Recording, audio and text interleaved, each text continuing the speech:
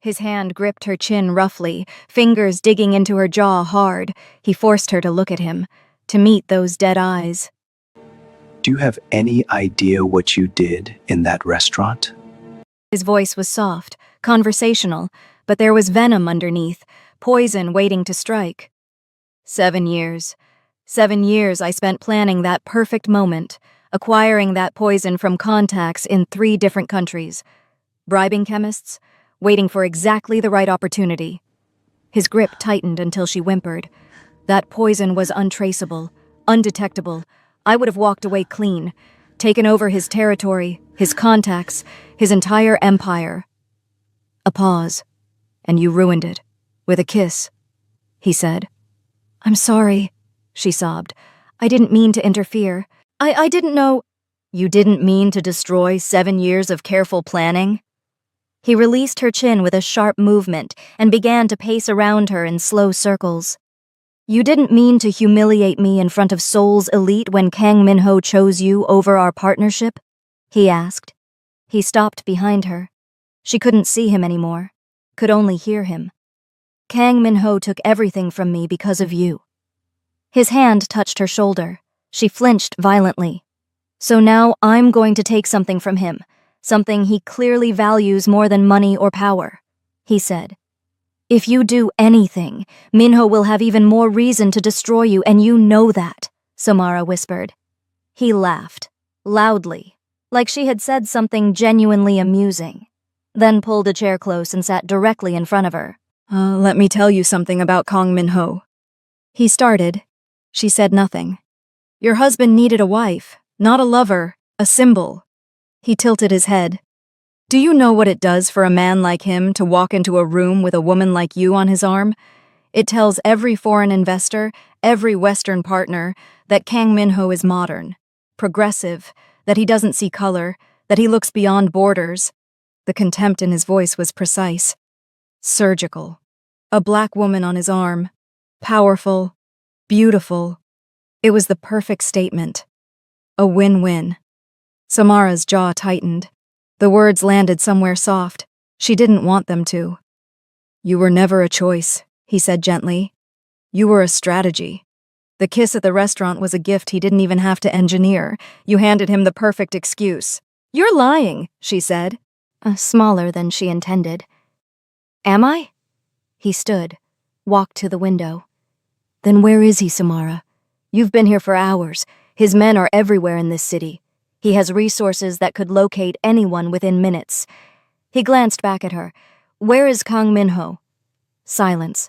A man who actually cared would already be here, he finally said. She tried to hold back. She failed. 1 year fell, then another, hot and humiliating against her cheek. You don't know anything about him, she said, ragged. You don't know what he would or wouldn't do. His smile didn't waver. You'll understand soon enough.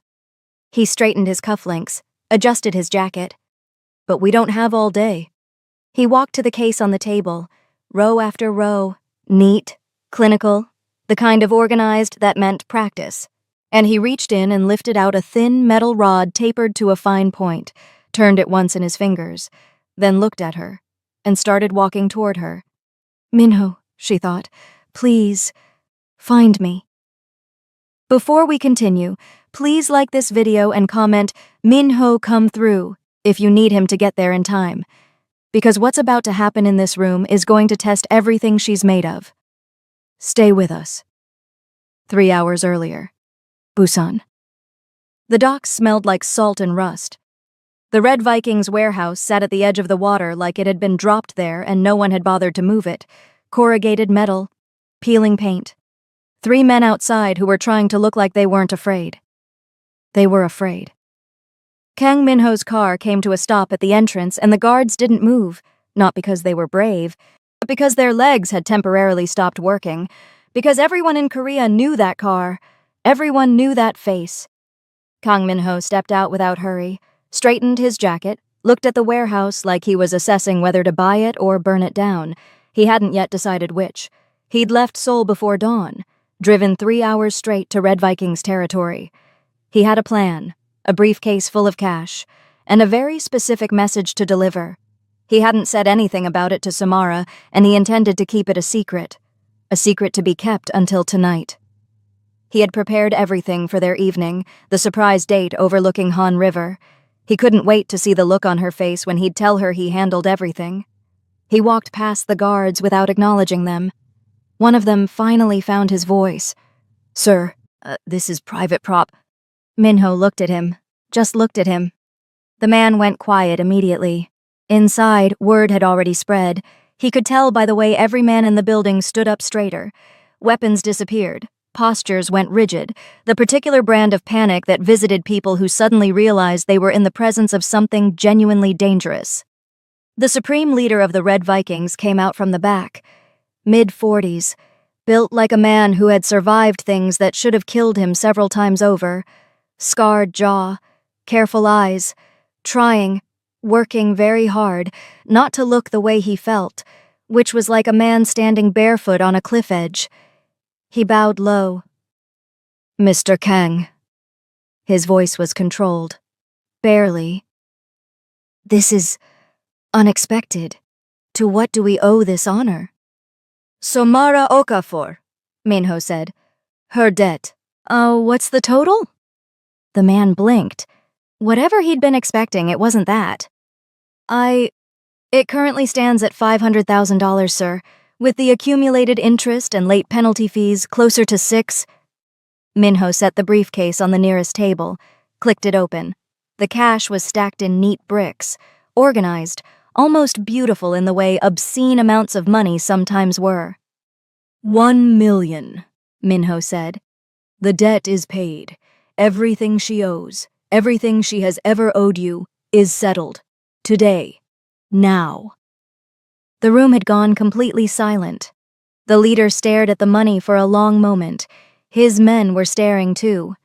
$1 million in cash had a way of making a room very still.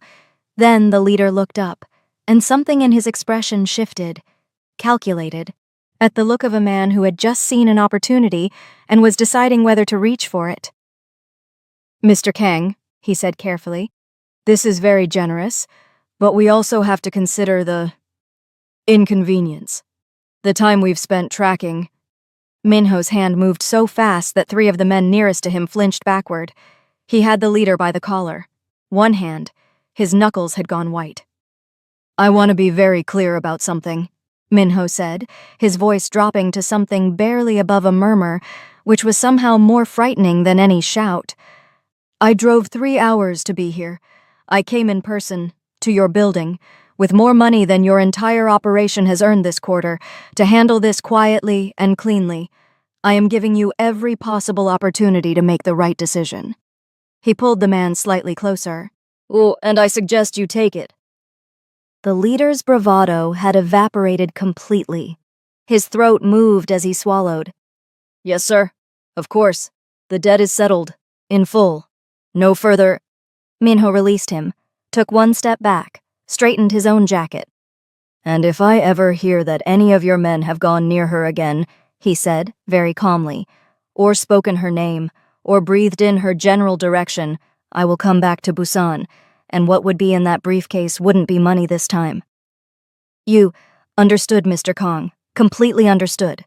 Minho nodded once, turned to leave, and then the leader said it. "Mr. Kong, wait. There's something you should know," he said. Minho stopped. Something in the man's voice had changed. The performance was gone. What was left underneath sounded genuinely like a man who understood that he was about to deliver news that might get him killed. "What?"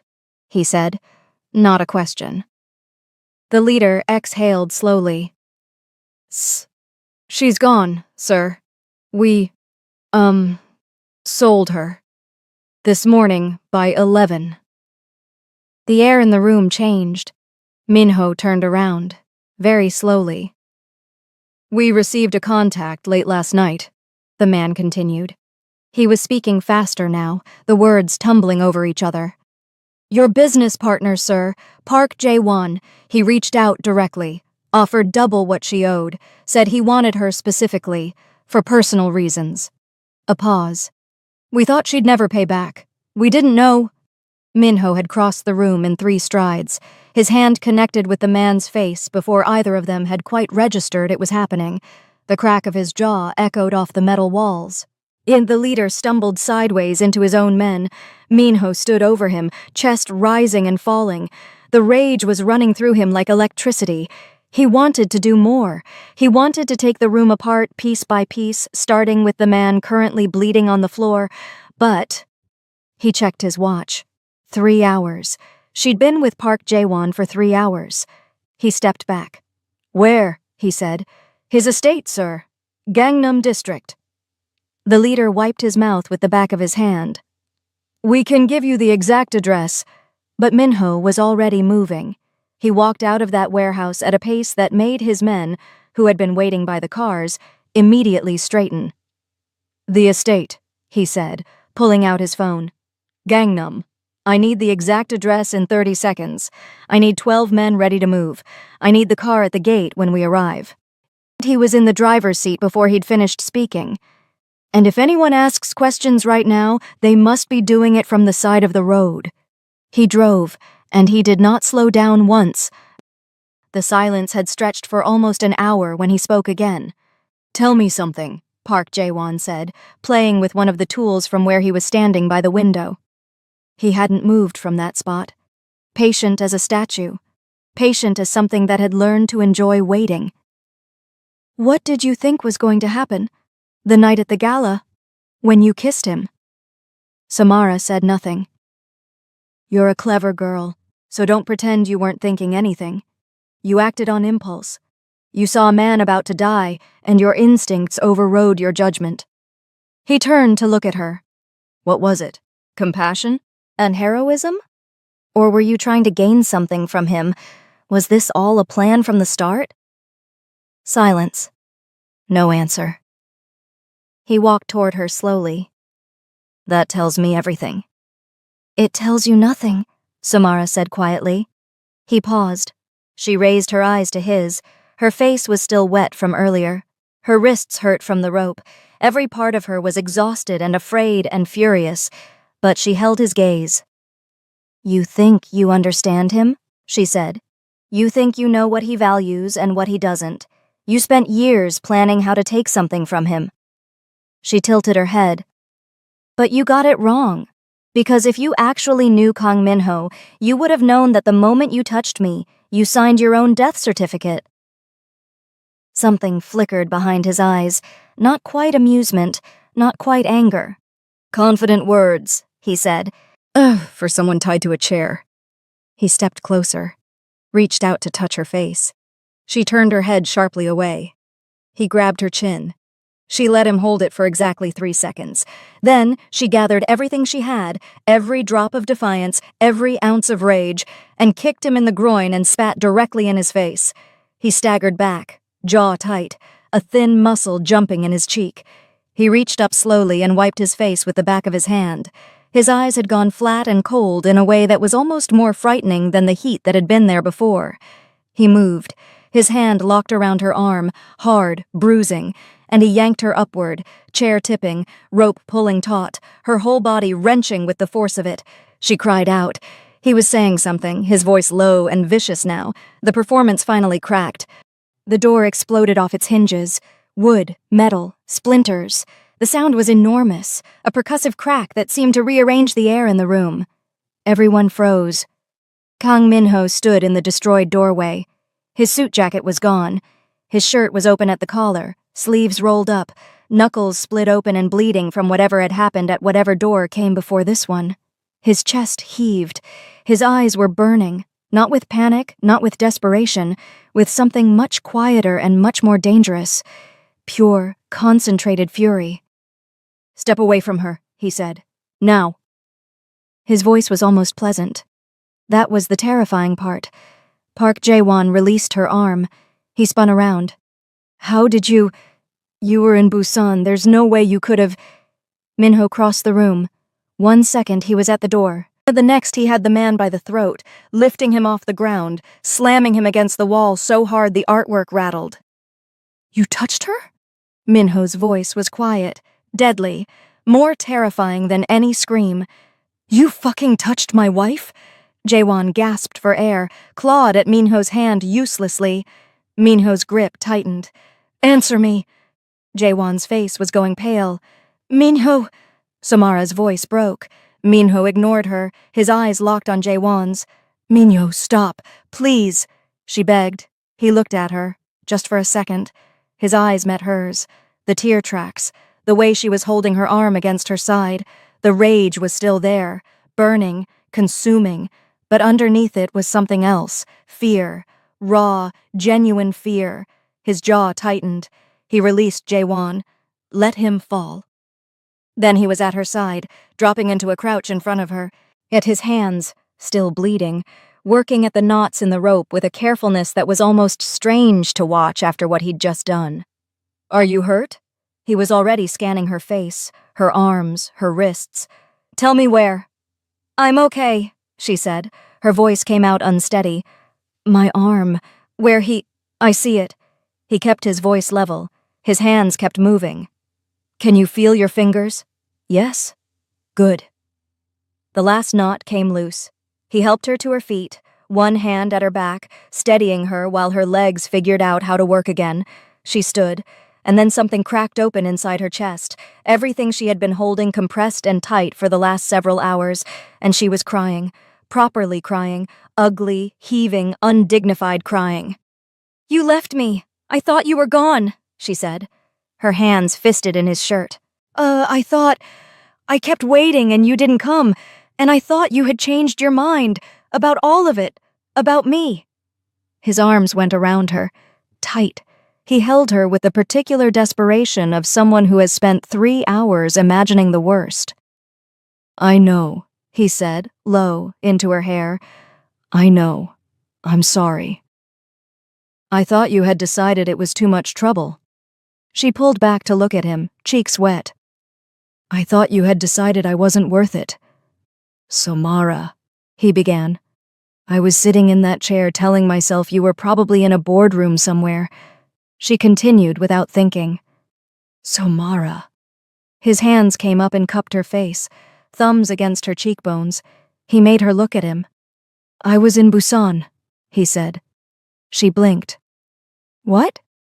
I was in Busan. His eyes stayed on hers, steady and serious. See, I drove 3 hours before dawn to walk into the Red Vikings headquarters and pay off your debt. Every cent. All of it. It's all gone now. Her breath stopped.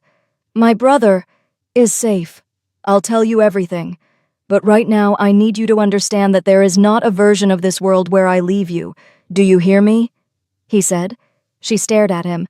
Behind them, Jaewon had recovered enough to try to crawl toward the door.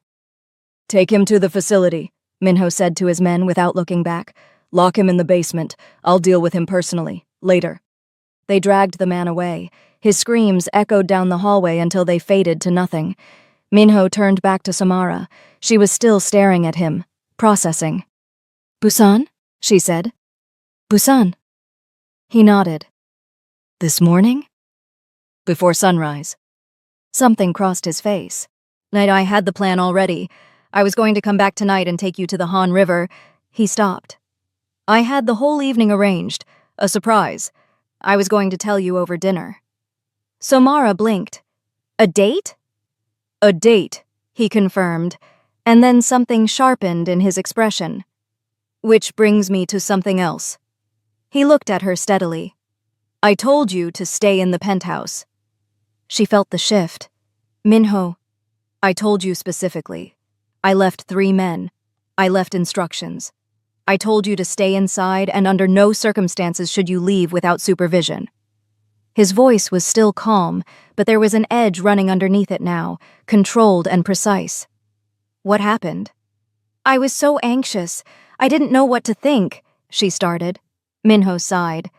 I had everything arranged, he said, the calm fraying slightly at the edges. I had tonight planned down to the last detail, and instead I was so worried I spent 2 hours driving back from Busan like a... He exhaled, collected himself. You could have been seriously hurt. I know, she said. I need you to actually understand that I need you to stay where I tell you to stay, not because I enjoy giving orders, but because the people who want to use you against me are not careful or gentle or interested in whether you walk away intact. Do you understand that? He said. She looked at him for a moment. Then she said quietly, You had a date planned? A beat. Yes, he said. Overlooking the Han River? She asked. That was the plan. I was going to tell you everything then. Surprise you, I guess, he said. I've never actually sat by the Han River at night, she said. Her voice had gone soft. I've walked past it 100 times. I've looked at it from buses and taxis and through other people's windows, but I've never just sat there, with food and candles and Samara. He knew where she was headed. I'm just saying, it sounds like it would have been beautiful. She shrugged. He looked at her for a long moment. It would have been, he said, but now it's ruined, she added. And now it's ruined, he agreed, because you decided to leave the penthouse. I want to register a complaint about the direction this conversation has taken, she pointed out. Something moved across his face, not quite a smile, something quieter than that, but in the same family. We're leaving, he said, and you're seeing a doctor tonight whether you want to or not. I barely have any injuries. A doctor, Samara. His voice was firm. Minho, my arm is fine. I'm fine. Could we just go to the river? Just for an hour? Even without the dinner. Just the river, she said. You were tied to a chair 3 hours ago. He frowned, which is why I would like to sit somewhere nice now. Besides, won't it be such a waste of money to just... She started. A doctor, he said firmly. Then home. The river will still be there. It doesn't have any legs. She opened her mouth. He gave her a look. She closed her mouth. He put his hand at the small of her back and steered her toward the door, and she let him, because the truth was that her arm did hurt, and her legs were still slightly unsteady, and the warmth of his hand through the fabric of her shirt was making her feel safer than she had felt in hours. For the record, she said, as they stepped out into the hallway, I think this is an overreaction. For the record, he said, I spent 3 hours in a car imagining what I was going to find when I got here. Everything I do tonight is a proportionate response. She glanced up at him. His profile was still tight, still carrying the weight of those 3 hours in every line of his face. She didn't argue anymore. The private doctor arrived at the penthouse within 20 minutes of them walking through the door. She was thorough, professional, and clearly accustomed to being called at odd hours by Kang Min-ho's people, because she asked no questions about context and simply did her job with quiet efficiency. Bruising on the arm, minor ligature marks on the wrists, no serious damage. Min-ho stood in the doorway of the bedroom the entire time the doctor examined Samara, arms folded, one watching with the focused attention of a man cataloging every finding. She's going to be fine, the doctor said on her way out. I heard you the first time, Min-ho said. I just wanted a second opinion. The doctor looked at him. Mr. Kang, I've been saying she's fine for the last 20 minutes, and I appreciate your consistency, he said, still focused on Samara. After she left, Samara sat on the edge of the bed with a cold pack on her arm and watched Min-ho standing by the window with his arms still folded and his jaw still tight. You can stop now, she said. The crisis is over. Is it? He asked. She said I was fine. She said you were fine physically, he corrected. Samara looked at him for a moment. I'm fine every way, Min-ho. He turned to look at her, searched her face. Then he exhaled, long and slow, and some of the tension in his shoulders finally released. You split your hand, she gasped when her eyes catch the gash. You're bleeding on your carpet. He looked down, looked back up. Worth it. Go put something on that, she said. I'm monitoring the situation. Kang Min-ho, go put something on your hand. Her voice was the firmest he'd heard from her before. He obeyed. She listened to him moving around in the bathroom, the water running, the quiet of the penthouse settling around her like something solid and safe. She pressed the cold pack to her arm and looked at the ceiling. He had driven to Busan before sunrise to pay off her debt. He had been planning a dinner by the Han River. He had come through the door, apparently, with blood on his knuckles and rage in his eyes and her name already on his lips. She pressed her free hand flat against her sternum, right where the feeling was pooling. She didn't have a word for it yet. She was going to be very careful about putting a word to it, but it was there. Weeks passed. The bruises faded. The rope marks on her wrists disappeared. The nightmares came less often. Life inside the penthouse found its rhythm again, cautious and new, and punctuated by arguments about whether Samara was allowed to go to the market alone, she was not, and whether Minho was allowed to work through dinner, he was not. Minho said nothing about the Han River. She assumed he had forgotten. She was wrong. On a Thursday evening in October, one of Minho's men knocked on the door to the sitting room where Samara was reading and told her, with a perfectly straight face, that Mr. Kang had requested her presence downstairs. She went down.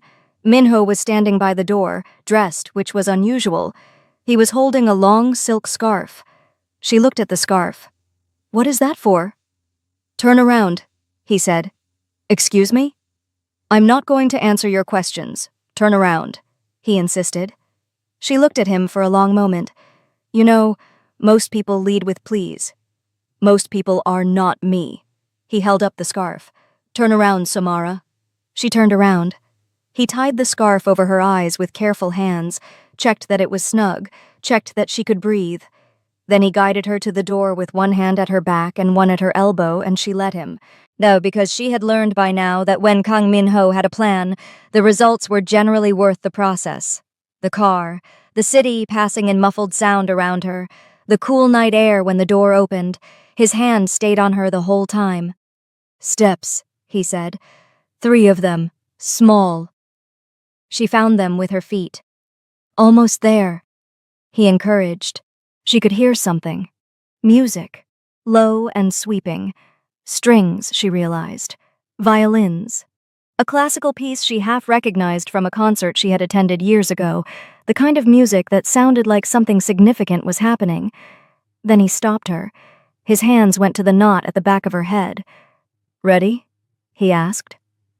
"I've been blindfolded in a moving car for 20 minutes, so, yes, I think I'm ready," she began. The scarf fell. Samara stopped breathing. The Han River stretched before her in the dark, the lights of Seoul reflected across its surface in long gold ribbons. And there, at the edge of the water, lit by hundreds of candles and paper lanterns that floated above in warm amber, was a table set for 2. Flowers everywhere. The white ones she had mentioned once, offhandedly, in a conversation she hadn't thought he was paying attention to. A string quartet played nearby. The food, her favorites specifically, impossibly specifically, was laid out in careful arrangements on plates that probably cost more than her previous month's rent. It was the most beautiful thing she had ever seen. Her hand came up to cover her mouth. "I told you," Minho said, from somewhere just behind her. "The river doesn't have any legs." "You remembered," she said. Her voice had gone very small. "You mentioned the Han River twice in the car that night. You mentioned it again 2 weeks later when we drove past. You mentioned it last Thursday at breakfast when you saw it in the background of something on television." He paused. "I pay attention," he added. She turned to look at him. He was watching her with an expression she had learned to read by now. The one that looked like composure, but was quietly doing something much more complicated underneath. "Minho." Her voice broke. "Sit with me first," he said. "Eat something." The food took considerable effort to coordinate. She sat. He sat across from her. The music played. The lanterns shifted in the breeze. The city blazed on the other side of the water. They ate slowly. They talked. About small things at first, and then about bigger ones, and then about the kind of things people only talk about when they have run out of reasons to be careful. When the plates were nearly empty, Minho set down his fork. He looked at her across the candlelight. "I want to tell you something," he said. "Okay. This arrangement," he stopped, tried again. "The contract. And I want you to know that I didn't choose it because it was the only option." His eyes stayed steady on hers. "There were other ways to protect you. Witness relocation, Safe houses, security details, ways that would have kept you safe without requiring you to share your life with a man like me. She said nothing. Let him continue. I chose this because I wanted you close. His voice was even, direct. From the moment you kissed me in that restaurant, something shifted. I have spent 7 years building walls that nothing and no one could get past.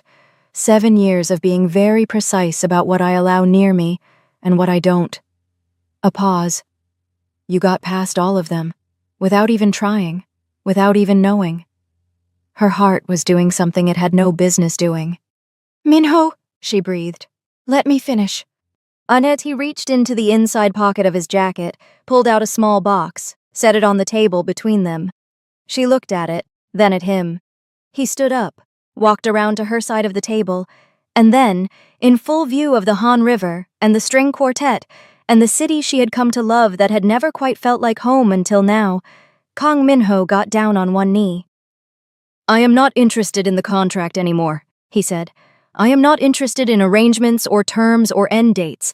I want to do this the right way, the real way. He opened the box. The ring inside was simple. 1 stone, perfect. The kind of ring that didn't need to shout. Will you marry me? He asked, his eyes yearning. Not because it's convenient, not because it protects either of us, because I love you, Samara. Or because you are the only person I have ever met who looked at everything I am and decided not to leave. Because you spat in a dangerous man's face while tied to a chair, and I am never, ever going to get over that. Something moved in his eyes. Because the world is very loud, and you are the only thing in it that makes it quiet. She pressed her lips together. Her eyes were burning. She was trying to find the word, the one she'd been carefully, deliberately not finding for weeks. She had found it. Say yes. The voice came from behind her. Familiar, deeply, impossibly familiar. A voice she had last heard 11 months ago, cracked and frightened and saying goodbye over a bad phone connection. She spun around so fast, she nearly knocked over the chair. Her brother stood 10 feet away. Opiemi, older, thinner than she remembered, in eyes bright with something between joy and relief, and the particular emotion that only exists in the moment when someone you love comes back to life. Ope, she breathed. Hi, sis, he said, and she ran. She crossed those 10 feet so fast she barely touched the ground, and she hit him so hard he stumbled backward, laughing, his arms coming up and around her, and she held on with everything she had, both arms, both hands, her whole body, like she was afraid that if she let go, he would dissolve back into the 11 months of silence she had been living inside. You're here, she said, her voice muffled against his shoulder. You're actually here. I'm here. He tightened his arms. I'm not going anywhere. She pulled back, held his face in her hands the way their mother used to. She checked him the way you check someone when you have spent almost a year not knowing whether to grieve. Are you okay? Are you? She asked. I'm okay, he said. I'm safe. I'm here. Her hands were shaking. She gripped his shoulders. I didn't know, she said. I didn't know if you were... I know. His expression shifted, became something quieter. I know. I'm sorry. I was hiding. I thought I was keeping you safe by disappearing. He glanced past her, over her shoulder, at the man still waiting by the table. I was wrong about a lot of things. Samara turned to look at Minho. He was standing where she'd left him. Ring box still in his hand, expression carefully neutral in the way that meant it was carrying a great deal beneath the surface. She walked back to him slowly, stopped in front of him. You found him, she said. I found him, he confirmed. How? Something passed across Minho's face, a flicker of something she might have described, in another mood, as sheepishness, though it didn't sit entirely naturally on his features. I had people searching for weeks, he said. He was careful, hidden well. A village outside Daegu. Fake name, different work, different appearance. A pause. When they located him, I went myself. Samara stared. You went yourself? I thought he might not respond well to strangers. He explained. Minho. She muttered his name in disbelief. I was correct about that. He did not respond well to strangers. He glanced at Opeyemi, or to me initially. Opeyemi, who had come to stand a few feet behind her, let out a short laugh. Initially is a generous word. I slammed the door in his face 4 nights in a row. Minho nodded. He did.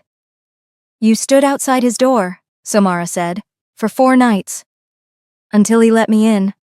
Minho met her eyes, which he eventually did. Because your husband is extremely stubborn, Opeyemi said, and also because on the 4th night it was raining and he showed up with 2 containers of jollof rice from a Nigerian restaurant in Daegu that I had no idea existed, and I wasn't going to turn down jollof rice in the name of principle. There's a Nigerian restaurant in Daegu? Samara said. There is, Minho confirmed. It took some effort to locate.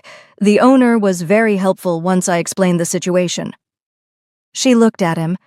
This man, this impossible, infuriating, meticulous, irrelentless man who had driven to Busan to pay off a debt, and to Daegu to stand in the rain outside her brother's door, and to the Han River to do this, all of this, because she had once, offhandedly, mentioned that she'd never gotten to sit there and just breathe. How could I never thank you? She asked, tears stinging her eyes. Don't, he said. His eyes held hers. He was still on one knee. He hadn't moved. She looked at the ring, at her brother's face, alive and whole, and watching her with an expression so full of warmth it made her chest ache. At the river behind them, lit up and enormous, and finally, hers to sit beside.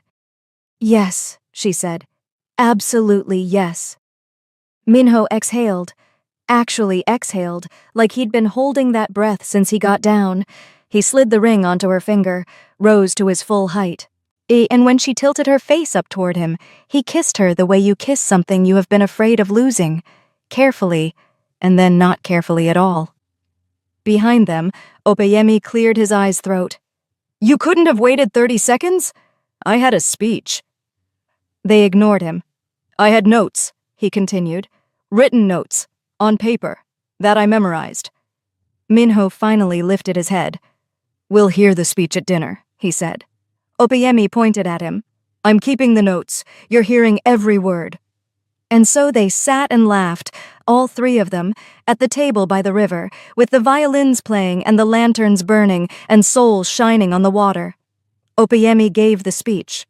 It was 4 minutes long and made Samara cry twice and laugh 3 times. Minho listened to every word without interrupting, which was perhaps the most remarkable thing he'd done all evening. They ate, and they talked, and they stayed until the candles burned low, and Samara kept looking at the river, at the way the light moved across it, at this enormous, beautiful, ordinary thing she had walked past 100 times without ever having the luxury of time to stop. Worth waiting for, she thought. She looked at Minho. He was already looking at her. Somewhere behind them, Opeyemi's voice floated on.